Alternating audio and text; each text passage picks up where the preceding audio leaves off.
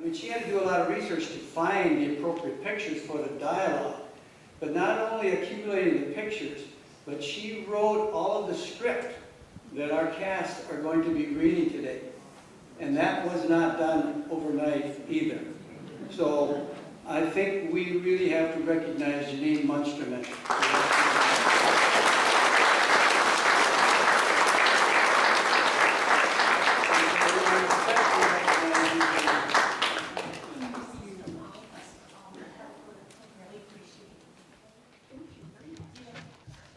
Hello, my name is Lyndon Warden from Madison, Minnesota, the county seat of Lac qui Parle County. Eddie Robinson, Boyd. Kathy Fremont, Boyd. Stan Olson, Madison. Merle Munsterman, Madison. Dean Dullman, Bellingham, Minnesota. Christy Werpy, Madison. Bob Lofson, Madison. Fred Eckhart, Boyd historian. Jerry Osprey, Madison, Minnesota. Alice Sherb, Lewisburg. Peggy Crosby, Dawson.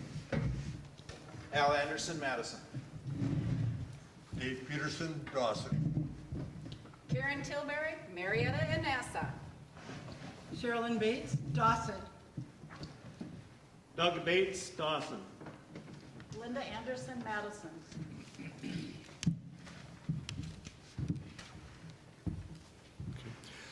I, along with these people, will be telling the story of Lac qui Parle County. So let's get started. Obviously, the history of the area that became Lac qui Parle County did not begin just 150 years ago. It had inhabitants as far back as 9,000 to 12,000 BC. The Dakota people, mostly of the Wahpeton band, about 400 people, arrived around the 1600s. They settled in the Lac qui Parle area, moving their villages with the seasons, farming, hunting, and fishing. They grew corn, squash and beans, and made maple sugar and syrup. Fur traders like Joseph Renville and missionaries like Thomas Smith Williamson came later here. In the 1830s, missionaries started the Dakota Mission, which was the first church among the Dakota people in the upper Midwest. The missionary by the name of Stephen Riggs translated the Bible into the Dakota language and developed a grammar book and dictionary in the Dakota language. There is also a Dakota hymn called Lac qui Parle.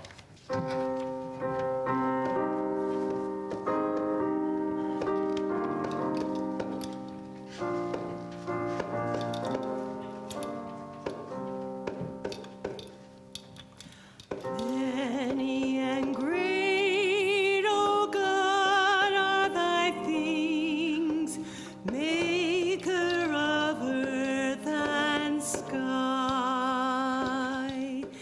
Thy hands have set the heavens with stars, thy fingers spread the mountains and plains. Lo, at thy word the waters were formed, deep seas obey thy voice. Grant unto us communion with thee, thou star abiding one. Come unto us and dwell with us. With thee are found the gifts of life. Bless us with life that has no end, eternal life with thee.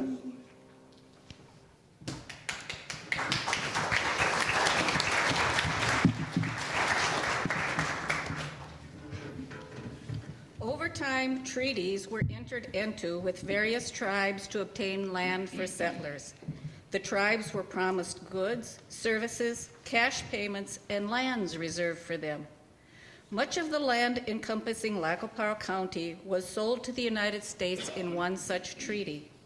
The lands were put up for sale, often to land speculators, which led to a large influx of settlers who clear-cut any timber available in order to build homes. They plowed up the land for crops and drove away game. The goods, services, and cash payments promised to the tribes often did not come. This failure was one of the reasons for the uprising of 1862. One piece of Lacoparo history to note: the only white person in Lacoparo County killed during the conflict was Amos Huggins, a missionary and teacher to the Dakota. The conflict itself led to a narrowing of the reservation land, with some of it being in what is now Lacoparo County. Note the reservation line on the map. More and more settlers began coming to the area. Let's meet one of those early settlers, Frank Stay. Thank you for inviting me. My name is Francois Chaté. It's French. Have you ever had your name mispronounced? Well, that happened to me a lot. Somehow when I said Chaté, people heard Stay, so they automatically became, my name was Frank Stay. I was an adventurous young man when I came to the United States from Canada at the age of 17. I moved around a lot. In 1862, I farmed in southwestern Minnesota. During the 1862 uprising, Chief Red Dog, who I knew very well, came and warned me that the Indians were coming. I hid in the woods.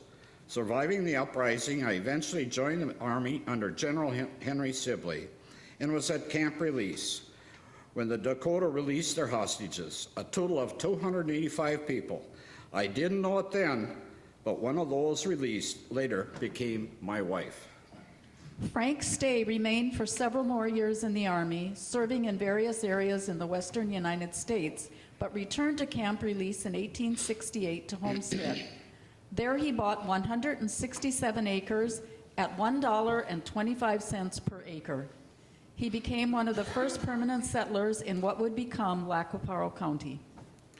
When another soldier who I served with in the Army, Joseph Sharon, who had settled in Missouri, became ill and he wanted to return to his homeland in Canada, his wife and 5 children stayed at my home in Camp Release on their way north. Joseph was too ill to continue on and died at my home. Later, I married his widow, Cecilia, and we had another 5 children. Early settlers in Lacoparo County had the challenging task of breaking the sod. It was hard work. The roots of the grasses may run deep, and the old grass would pile up on the soil.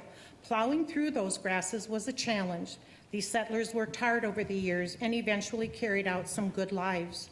The territory that was become Lacoparo County had been part of different Minnesota counties, including Dakota County, then Blue Earth County, then Brown County, and Redwood County. Finally, on March 6, 1871, the Minnesota legislature authorized the formation of Lacoparo County. Lacoparo is French and is translation of a native Dakota name, Talking Waters. The rapids in the river would make sounds as the waves bounced off the rocks as if someone was speaking. Once the legislature made its decision to form Lacoparo County, it was up to the citizens of the county to form a government and determine a county seat. Meet our next guest, Browning Nichols, who helped establish a settlement in the years leading up to the county's formation. Good afternoon, ladies and gentlemen. My name is Browning Nichols, entrepreneur extraordinaire. I'm one of the founders of Lacoparo Village. My wife and I, with 5 other couples, own this fair town.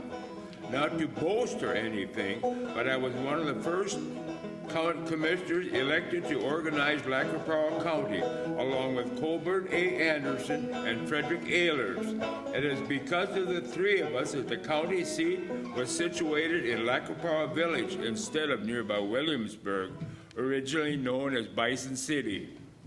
A few years before in the area, a fellow by the name of William Mills had settled in this area around 1864. At the time he settled here, his nearest neighbor was 30 miles in one direction and 15 miles in another. He decided to start a town on his property, which, of course, he named for himself, Williamsburg. He didn't remain the only settlers for very long. In 1869, a group of settlers, led by Peter F. Jacobson, called the Jacobson Group, moved to the Lac qui Parle area from Fayetteville, Iowa. They came with 42 people and settled around the area of the Minnesota River. These settlers had discussions about establishing a church and a town. But where to locate it? Should it be north or south of the Minnesota River? A church was organized in 1870. It was the first church in the upper Minnesota River Valley. William Mills and others agreed to donate land for a town, a church, and a cemetery. It was planned that this town would be the county seat. By then, Williamsburg had one store. Some settlers located about 3 miles away from Williamsburg, they wanted their village in that area, and they would call it Lac qui Parle Village. They wanted it, not Williamsburg, to be the county seat. Once Lac qui Parle County had been organized by the Minnesota State Legislature, 3 commissioners were elected to set up the county government. All of them, including Browning Nichols, were from Lac qui Parle Village, so of course, that became the official county seat. The one store that was in Williamsburg moved to Lac qui Parle Village, and Williamsburg ceased to exist. There were 6 couples who owned Lac qui Parle Village. The proprietors of our little community at the time were not at all interested in community development. They were more concerned with protecting their investment. One of those couples was Henry Cross and his wife. Not much is known about Mr. Cross, other than he had a reputation for profiting from the citizens of Lac qui Parle, at least according to the Lac qui Parle Press, the county's first newspaper. Good afternoon, Mr. Cross. My wife needs 10 pounds of flour and I need a pound of nails. That'll be $5. What? That's robbery. Flour is worth about 4 cents a pound and nails are a few cents a pound. How can you charge us $5? Do you see any other stores? Go somewhere else if you don't like my prices. The nearest flour mill is Redwood Falls. I think I shall faint, my dear. I can't bear it. Whatever shall we do? I remember the high prices at the store. Folks, let me introduce you to Charles J. Colburn, a publisher and editor of the Lac qui Parle Press. Thank you, Nichols. I had the honor of starting the first newspaper in Lac qui Parle County. I disagreed with a lot of Henry Cross's tactics.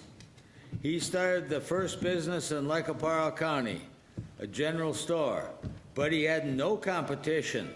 I actually published a plea in my newspaper on June 11th, 1873, asking for competition. I wrote, I was disappointed in the business part of the town, knowing the character of some of the proprietors. Business makes a town, and competition makes a lively business. There is, at present, one store in the village. In charging such enormous profits on all kinds of goods, they drive away fully 1/2 of the trade that would naturally center here. Will some liberal, far-minded merchant who wants to find a good opening come to the rescue of our county and the fair name of our little town? Remember the horrible blizzard in January of 1873? In addition to financial challenge, weather posed a hardship in winter and summer. Henry Cross and a fellow by the name of James D. Marshall and 2 other men got caught in that blizzard of 1873. There are 2 different versions of what happened to them. One story is that they survived 2 days and 2 nights buried in a snowbank along the river between Lac qui Parle and Benson. The temperature had dropped to -12 degrees. Marshall went for help and froze his feet. The other version is that they sought refuge in a haystack. They buried themselves in the hay, but Marshall's feet were sticking out, and that's how he froze his feet. When the blizzard subsided, they were only a few yards from a home. No one is quite sure which story is correct, but in both stories, Marshall's feet, sadly, had to be amputated. Lac-Qui-Parle Village seemed on the path to grow into a large community with a mercantile store, general store, farm implement business, meat market, a grain storage, hotel, hardware store, drugstore, school, newspaper, an attorney, a bank, and many other businesses. But that all changed in 1884 with the arrival of the railroad. The railroads built along routes they thought would maximize trade, and they bought the right-of-ways to include land for towns. Unfortunately, those routes did not include going through Lac-Qui-Parle Village. I heard the railroad is coming to this area. That will be a boom for our county. But not necessarily for Lac-Qui-Parle Village. I've heard it's going to go farther south.